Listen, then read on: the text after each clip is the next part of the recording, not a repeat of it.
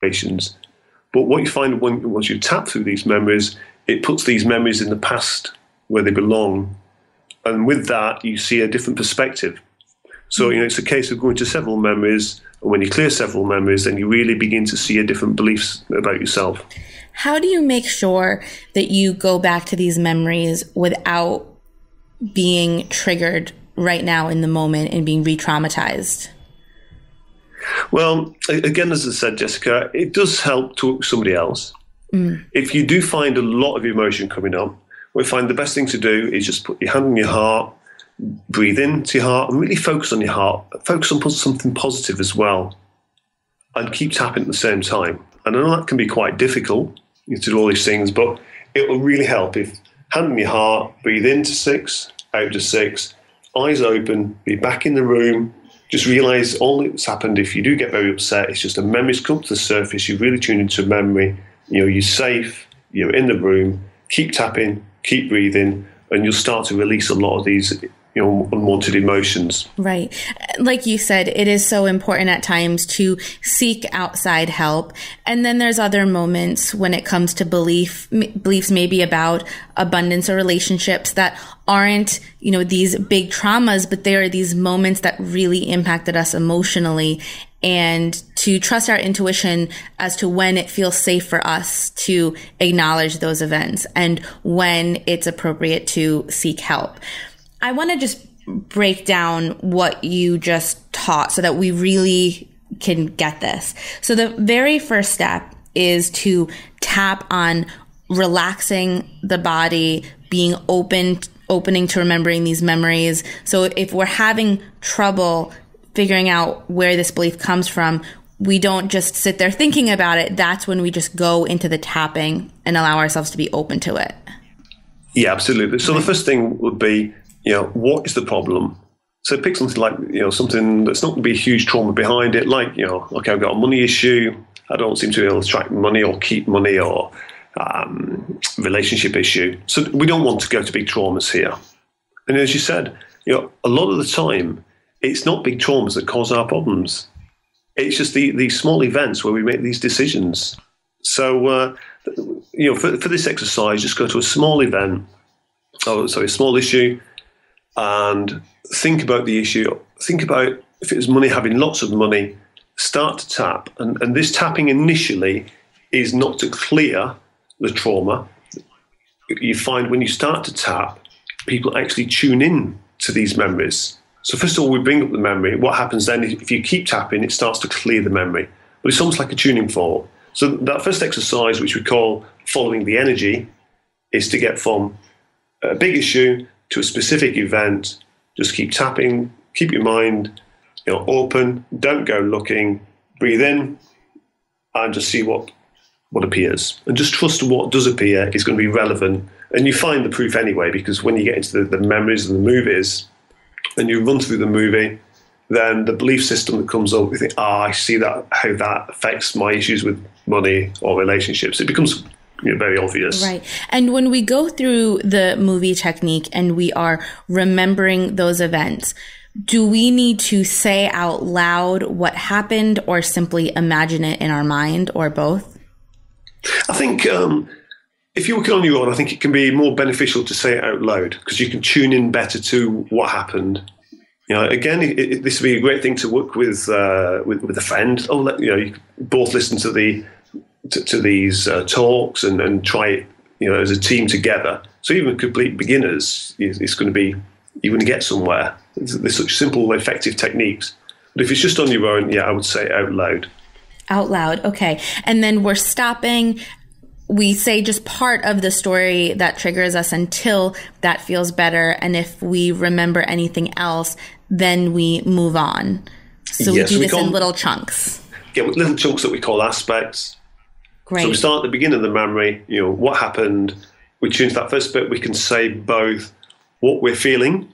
So I got sent out of the classroom. I felt embarrassed. I feel all this embarrassment in my stomach. So we can use both of those things, both what happened and how that makes us feel when we tune back into it. That is the setup on the side of the hand, and we keep tapping through all the points until that one aspect's cleared. When that's cleared, we start to move to the next one. And what advice do you have for someone who is nervous as to whether they're doing it right, or whether they're saying the right word, or whether they have the right memory? Well, the words are your words. What happened? What did you feel? The best therapist in the world can't, get anything better than what you experienced. So it wouldn't be about the therapist's words anyway. It's about, what happened that day? How does that make you feel? It's a very forgiving process. What tends to happen is, as soon as you've tuned into one aspect and you've cleared that, the next aspect tends to come in on its own. So even if you said nothing, but you're feeling that next aspect and you keep tapping, it would tend to clear. So yes. What we do is, by saying these words, we just keep focused on exactly what we are working on. Then we realize that's gone. Let's tune back into the memory. Let's see what comes up next. And then we go on to that next aspect. Right. One of the things that I do with myself and with clients is to change our association to remembering these events. That instead of going, oh no, here's another time that I felt not good enough, getting excited that you're gaining the clarity as to where this belief came from, and, following that path. Like you said, oftentimes we tap, and even if we're not consciously asking for it, the next thing to tap on comes up. Instead of looking at that as a disappointment of, oh, I'm never going to get better, I'm such a mess, but saying, wow, how amazing, my mind is bringing these things up because they are ready to be cleared.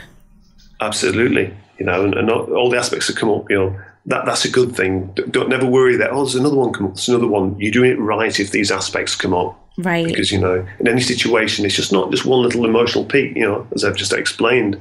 There could be mum's reaction, the headmaster's reaction, looking at the classmate. These are all different aspects, different things that will happen that day. And said, the conscious mind at the time of these events just takes on 40 bits of information. The subconscious takes on 40 million bits. Every single thing that happened that day, the breathing patterns, the thoughts, the emotions, the autonomic nervous system, just everything that you believed or thought about in that moment is held in your subconscious. And that's what starts to come back in as these aspects. So it's important to be really thorough and really clear through all the things that come through. Fantastic. All right. Well, you gave us this great technique that we can begin to incorporate with any belief that we have, any negative belief that we want to clear. But there are 5 that you say that are very common that we should at least take a look at to see if they're showing up in our own life. So can you start with the first belief? Yeah. So what we've done is we have 5 major beliefs. And then a lot of sub-beliefs that kind of variations on this theme. So the first one we're going to look at is, I'm not good enough. I think we all run this to some degree or other. It's the most common belief. I know that is in Louise Hay's book, on one of the first pages. We all believe in some shape or form we're not good enough. But this could be, I'm trouble, I'm a burden, I feel authority, I feel failure, I'm not important, boys are better than the girls, I'll never be capable, I'm not clever enough, on and on and on, all variations on the same theme. So what I'm going to do is just talk about one example, the kind of things that come up around not being good enough. There was a lady I worked with a few years ago. Her problem was a frozen shoulder. 3 years of physiotherapy. So something, an actual physical condition. And when we tuned into this feeling, these emotions, and what happened 3 years ago when your shoulder first froze, and what happened is she'd lost her job, and she just bought a new house. She was quite high up in this company. So as we tapped, and we just reframed a little as we resolved the trauma, and what she realized was that since losing this job, which she didn't enjoy very much, she earned lots of money, but she didn't enjoy, she became a therapist. And she absolutely loved what she was doing now. But the point is that until we let these things go subconsciously, we're still stuck in that moment. So I just asked her a question, what happened 3 years ago? What couldn't you hold on to or let go of? And she said, yeah, this is it, it's the job. And just tapping through that event and finding out that she'd lost a job, and then just a little reframe of, this was the best thing that ever happened to us. Now we're doing what we love in life. So just getting that awareness, that cognitive shift. What happened then is, she opened her eyes. We'd finished with that memory. Okay, let's test her arm again. At the beginning of the session, she could raise it 6 inches, 9 inches. At the end of this session, and it was pretty quick, it was only maybe 10, 15 minutes, she could lift her arms, right up in the sky. There was no physiological damage, so it was one of those things that once we resolved the trauma, we let go of it. We let go of it subconsciously. It was quick resolution. So that's incredible. Carl, a question about that story. Mm-hmm. So that was a memory that happened in recent history, not something that started before the age of 6. So are you saying that it's still really beneficial for us to work on those events, even if they weren't from our childhood?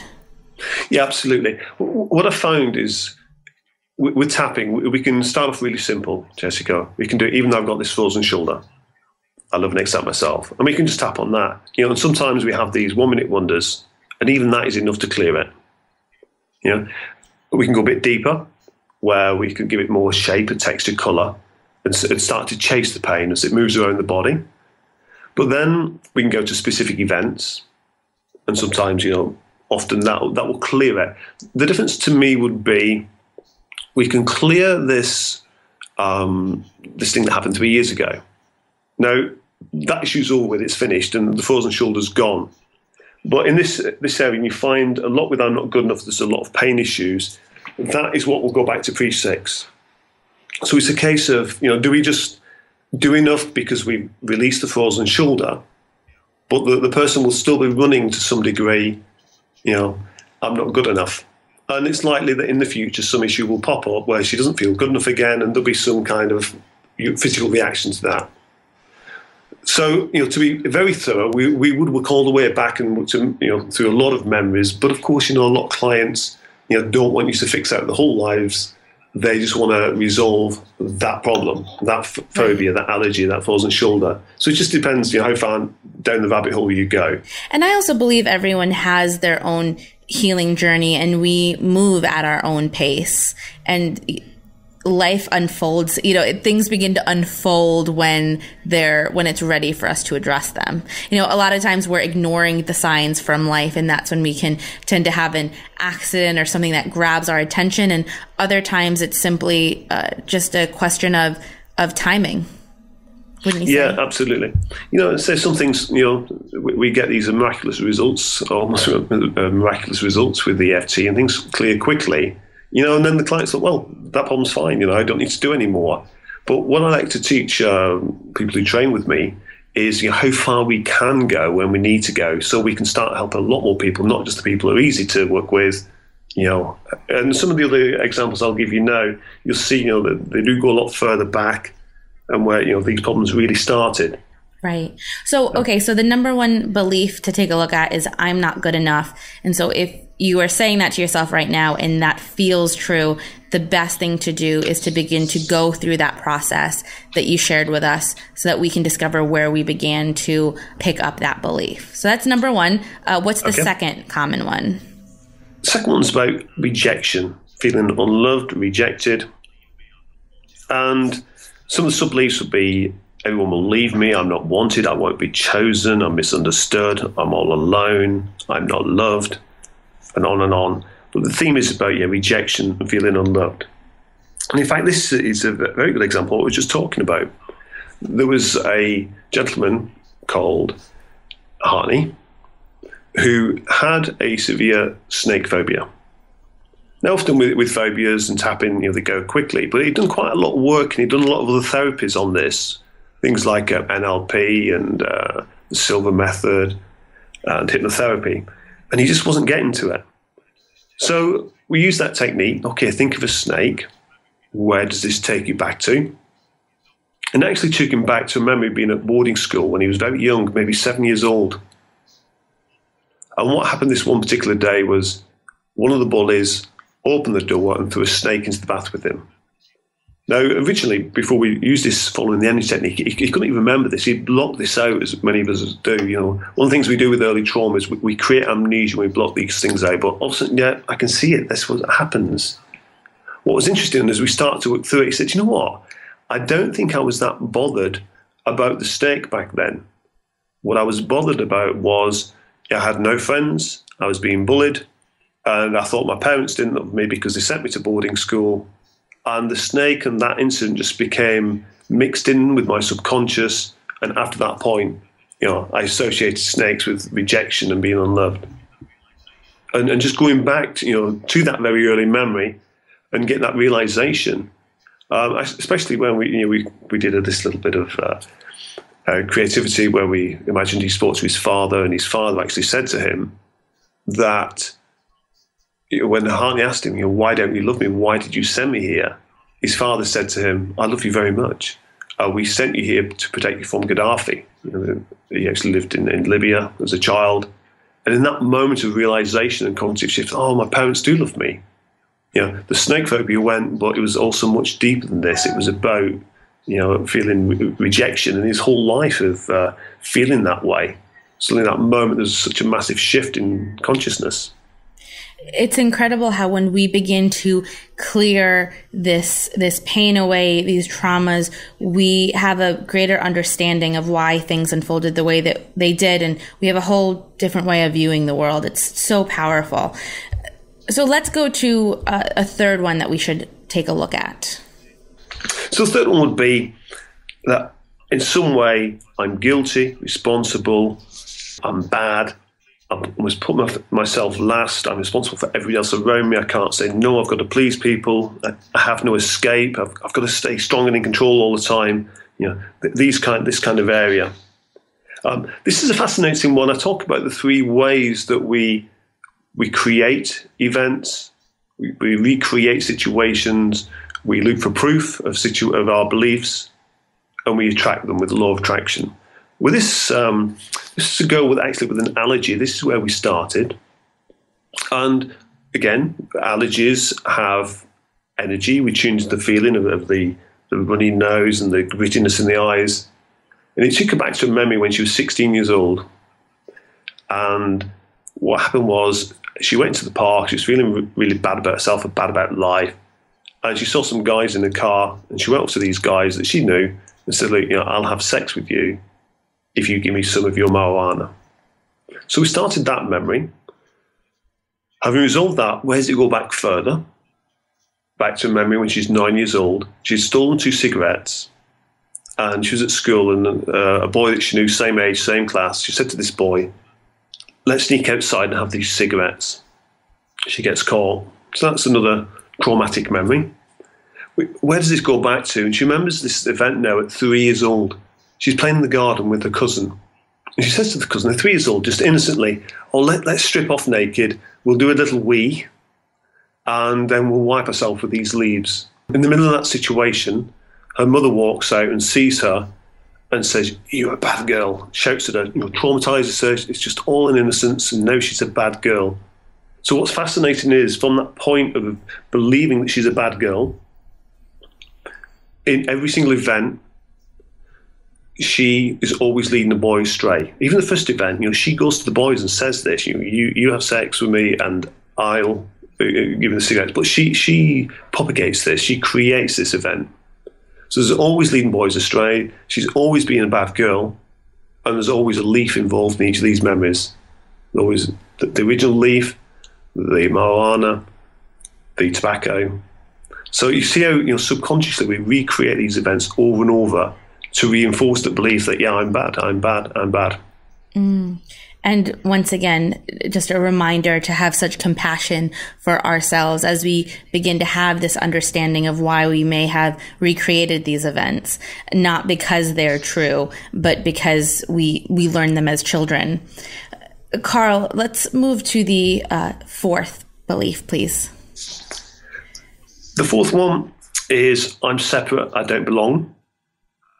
So it's all about not fitting in, people won't like me, I must be perfect to be loved, achievement's hard, I must be invisible to be safe, things of this kind of, in this area. And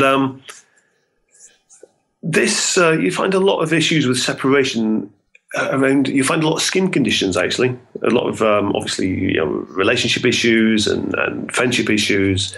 But the example I'm going to give is this lady with the actual physical complaint was eczema. And when we searched back to where this came from, it was being a child, being very young, 6 years old, and it was the day that her mother left to go and live with another man, and she was left, with her father to bring her up, which he did a great job of. But it was that separation. If you think of what the skin does in our bodies, it's where we connect with the world. So you find things like psoriasis and eczema and vitiligo and acne are all issues around separation. So you even find that certain beliefs have certain conditions that accompany them. If you look at back to epigenetics, that when we do have a disease, whether it's psychological or physical, it's not an accident. It's the body reacting to stress. When you're in stress for long enough, you can't get out of it, the body will change. So this was, again, fascinating because of that understanding of this lady. And she saw ever since then, she's always run this belief about, people will be, she doesn't belong, she doesn't fit in, that she'll always feel separated, that she's got to live on her own because people will just leave her anyway. So that was understanding where that came from, being able to change that belief system. It was a huge revelation for her. Yeah, again, it's such an interesting story. And I hope that as people are listening to these stories, they begin to reflect on their own life. Karl, this leads us to the final belief that you find to be incredibly common. Yeah, absolutely. This one is the world is not a safe place. So some of the sub-beliefs could be, I don't want to be here, I can't trust anyone, people are mean, cruel, the world's dangerous, it's dangerous to change, I'm going to die, I'm not safe, I fear the future, feeling powerless. And this started off with a girl, the case study I'd give here. There's a girl with fibromyalgia. And you often find, I've done a lot of work over the years with fibromyalgia, and there's always a belief here that the world's a dangerous place. You also find this with people with a lot of allergies, a lot of phobias. And kind of obviously, if the world's not safe, you start to react to everything external and also a lot of things that you take internally. If it's not self, it could be dangerous. So having explained to this lady, well, she was 26 years old, she'd had fibromyalgia, been pretty much bedridden on and off for 10 years, about the world's a dangerous place. I just asked her to tune into that feeling, that thought. And she said, yeah, that's so easy to do. I just feel that all the time. She tunes the energy of that. Where does it go back to? And it went back to a memory where she's 4 years old. And she goes to mum and says, where's Daddy? So he's out in his garden shed doing something. She was really excited. She went running down the garden and she saw all these lights flashing in the shed. And she thought, wow, Dad must be doing something magical. She opened the door and Dad turned on her and said, get out of here, it's dangerous. In that moment, she just froze. It was so unlike Dad to shout at her and be so, abrupt. And yeah, in that moment, she decided the world's dangerous. I'm never safe. And all that happened is Dad was just doing some welding in the garden shed, and of course he was worried about her eyes and seeing all the flashes with the welding. But that's all it took for that little girl to take on that belief system: the world's dangerous. And then, as we keep saying, she goes out into the world, looks for proof, creates it, attracts these events over and over again, which eventually leads to her coming down with fibromyalgia. So interesting. And when she was able to have awareness of that event and begin to do the tapping, how did her body change? Well, with her, and I've found with many people, as soon as they lose the belief that the world's dangerous, that they come out of stress, then the body heals. They can sleep better. They're not sleeping with one eye open all the time. Right. We've had huge success with fibromyalgia. Probably 20, 30 people I could probably name, off the top of my head, who started years ago with severe cases of fibromyalgia to where now they're completely leading normal lives. Karl, in the last few minutes that we have together, I'd love to talk about the process of moving forward. You gave us this great movie technique, these great tips in order for us to begin to tap on these past events. When we feel like we have tapped and we feel calm, How do we begin to create beliefs that inspire us to move forward? Do you have any tips around that? With moving forward, well, I'd certainly start to look at what we do with matrix reimprinting, that we're actually changing the memories themselves, or changing the perception. With standard tapping, it would be a case of going through these memories, clearing the trauma, seeing that different belief, erasing these old beliefs because the trauma's not there supporting them anymore. Just helping the person see that their life in a different perspective.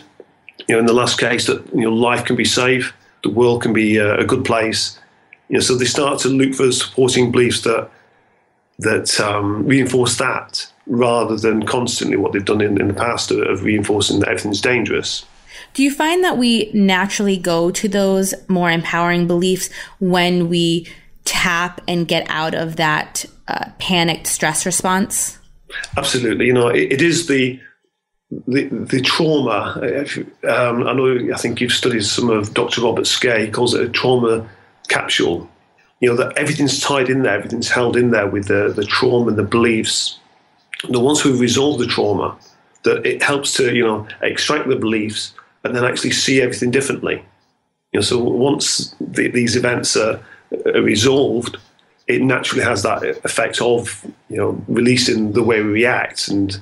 But I think asking that question in these memories, just to bring it into conscious awareness, because for so many years I was doing tapping where we would go and resolve the trauma, but people weren't realizing what the beliefs were in the first place. If we don't ask the question, you're not going to look for it. So by asking that question, I think it really helps with the cognitive shifts. It helps to reframe the situation and to start, the realization that this is where the problem comes from. This is why what we keep doing, and then it helps us, to do something different as well. Absolutely. Well, Karl, this has been an incredibly interesting conversation, and you've really taught us a lot. I think people can begin to take what they learned here and practice it for themselves. Any last piece of advice for those who are going to begin to use this process? Yeah, absolutely. Just keep thoroughly working through these events. See what the problems, which areas of your life you feel are a little dysfunctional. Let's then find where the memories come from. When you find the memories and you go to several memories, you'll find where the beliefs are and really start to change these. And as we said back in the beginning, just being aware of our issues consciously is not going to change things. These wonderful tapping techniques can really help change things on a subconscious level. And you'll see why so many hundreds of thousands of people worldwide love EFT so much, love the tapping technique so much. Absolutely. Well, Karl, once again, thank you very much for being with us. Thank you so much, Jessica, and thank you for all your listeners. Thank you for listening to this free presentation with Karl Dossoon. It's fascinating to realize that when something triggers us in the present moment, it's often a reflection of our past. In that moment, when we feel upset, we're not these centered, intelligent adults, but we go back to feeling like the child we once were, unable to communicate what we really feel or want. There is a freedom in this knowledge, knowing that there is nothing wrong with us, but just an emotion in our past that we need to process. Karl shared a great question that we can ask ourselves to start the process. When was the first time I felt like this? There were so many gems and tips in this interview, like the power of putting your hand over your heart and bringing your awareness back into the room, and the importance of moving at your own pace, telling the story and tapping, while pausing to tap on any intensity before moving forward. This is meant to be a gentle, compassionate process. What was your biggest takeaway from this interview? Let us know below. And here's a friendly reminder that if you'd like to own this interview, you can upgrade to the gold or platinum package. We are so grateful that you could join us today.